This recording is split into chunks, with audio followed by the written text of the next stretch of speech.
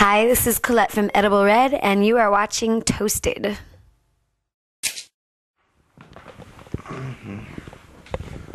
Colette, well, welcome Colette in Amsterdam. Thank you. You're from the band edibleRed. That is correct.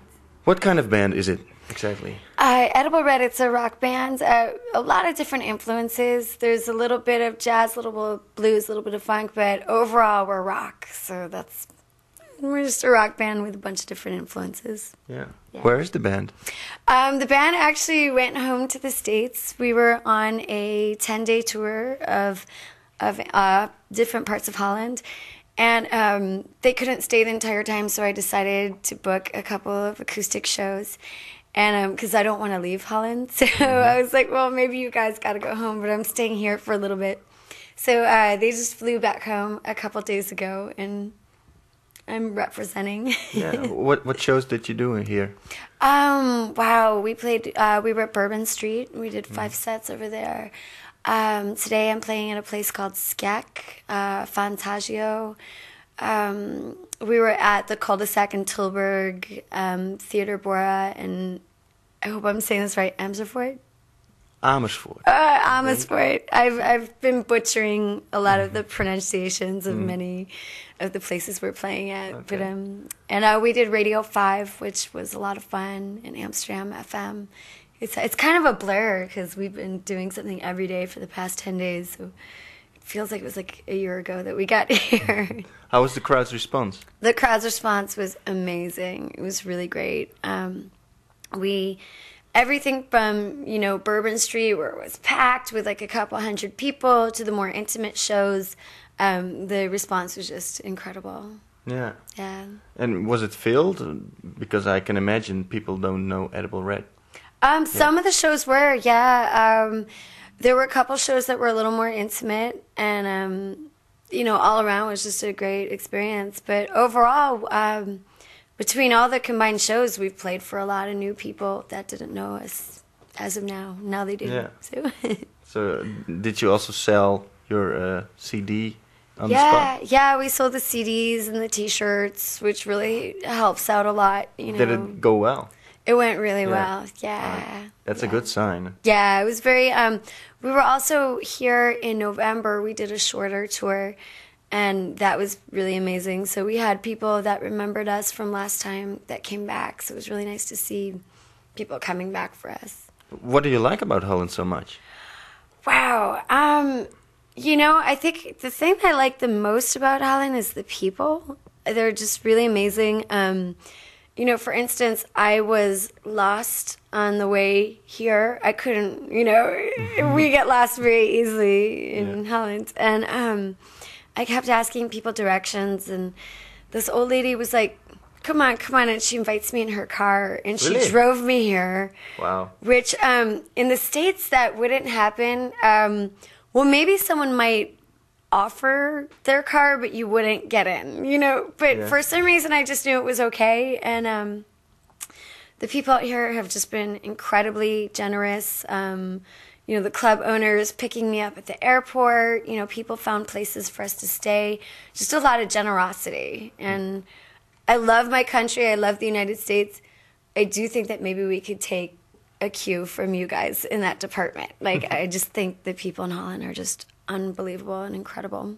Thanks. You're welcome. Did you have the chance to ride a bike in Amsterdam? Not this time. I did last time. And I fell in front of a restaurant. I wiped out completely. Like, my tire got caught. I got caught on the curb. And there's like a whole block of people laughing at me. And first of all, I was totally sober when I did it. And when I got up, I stood up, and the police were right there. And they were looking at me. They're like, are you okay? Are you okay? And they're looking at me in the eyes. And I think they were trying to figure out if I was smoking pot or, if I was on something. But I was actually totally sober. You're just American. Yeah, I'm just American, exactly. Yeah. And, what do you like the best? Playing with a band or playing an acoustic set? Wow, I don't think I like one more than the other. I love to play music, and just whether it's by myself or with a band, I do like, I gotta say, the energy of the band is very cool, because that's our bigger shows were the ones, you know, where the full band was there. And the energy of it is just so massive, and that's so cool. But then acoustic shows are very intimate and personal, and you feel like you're really speaking to each audience member directly. So I can't really say that I like one more than the other. What I do love is getting to do both at the same time. Yeah, what happened when you formed the band? Because it wasn't like you guys met before, right? Oh, when we formed the band, yeah. Well, the band has actually been in several incarnations, but it was kind of like the drummer and I found each other through the Village Voice, which is a newspaper in New York City. And then he brought friends into the band. So that band, yeah, I've known them for a while. But then out here, I just started playing with Robert over there. We put him on camera for a second. I just met him a week ago, and because I knew I had a couple more shows. And I was kind of just counting on the fact that I was going to meet musicians out here.